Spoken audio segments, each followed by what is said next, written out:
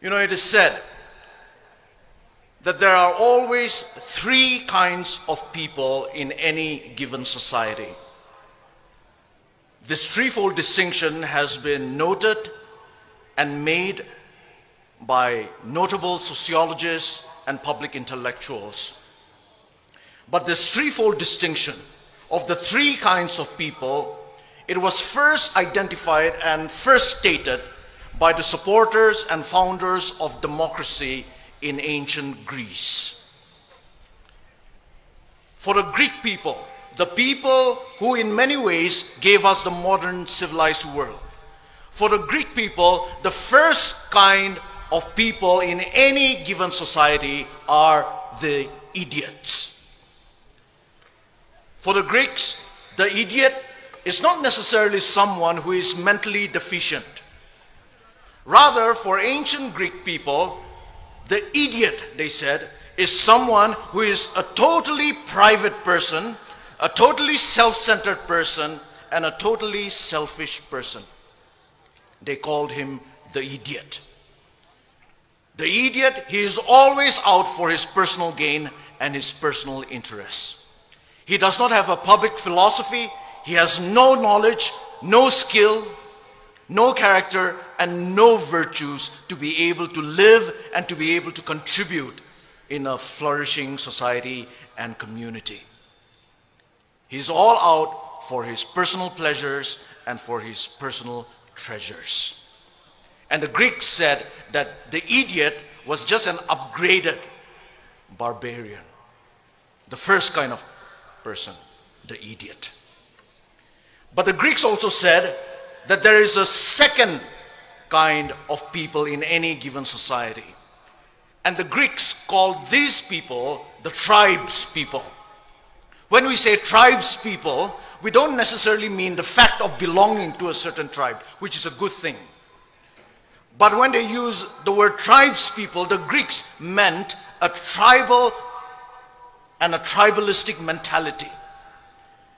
And the Greeks said that tribes people are those people who are not able to think beyond their small tribe or their small groups. For tribes people, their primary allegiance, their only allegiance, and their ultimate allegiance is to their tribe. Their tribe is their God, and their religion is tribalism. And tribes people, the Greeks said, are always afraid of things that are different, that are a little alien to them. They are always suspicious and fearful. And they always dealt with different people and difficult situations with intimidation, with force, and with violence. And the Greeks also said that the ideal person for tribes people is the warrior, because tribes people are a war-making people. Their ideal is the warrior. But it was not so for the Greeks. For the Greeks, there was another kind of people, another kind of a person, and that was the ideal person. And the Greeks called this ideal person the citizen. The citizen. And here when we use the word citizen, we are not talking about legal status or political status. We are talking about the idea and the ideal of citizenship. And who is the citizen? The citizen, according to the Greeks, is someone who has the skills and the knowledge to live a public life, who is able to live a life of civility. The citizen recognizes that he or she is a member of a commonwealth and thus strives for the common good. That is the citizen. The citizen, yes, he or she knows his or her rights in a society. But he or she also knows his or her responsibilities to society.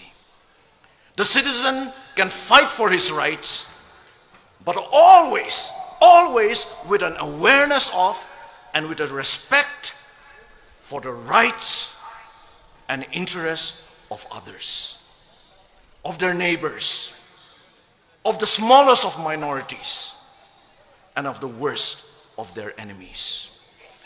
And it is citizens, the Greeks said, that make up a civilized society.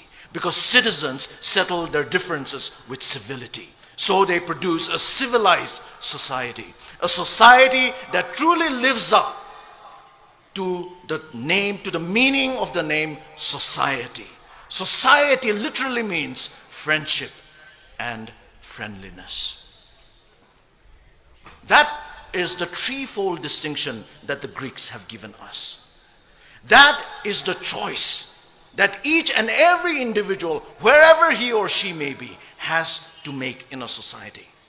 And I believe that that is the choice that starkly faces us Naga people today. Will we be idiots living only for ourselves? Will we be tribalistic tribes people, unable to think beyond our tribes and our small groups? Or will we be citizens? Citizens in the best sense of the word. Today, on this historic day, I believe I want to make my choice. And I also believe that you will want to make your choice. And I hope you and I will take that right choice. And it is with that hope that I want to finally address you, ladies and gentlemen, as my fellow Naga citizens. May God bless you, and may God bless our Naga people. Thank you.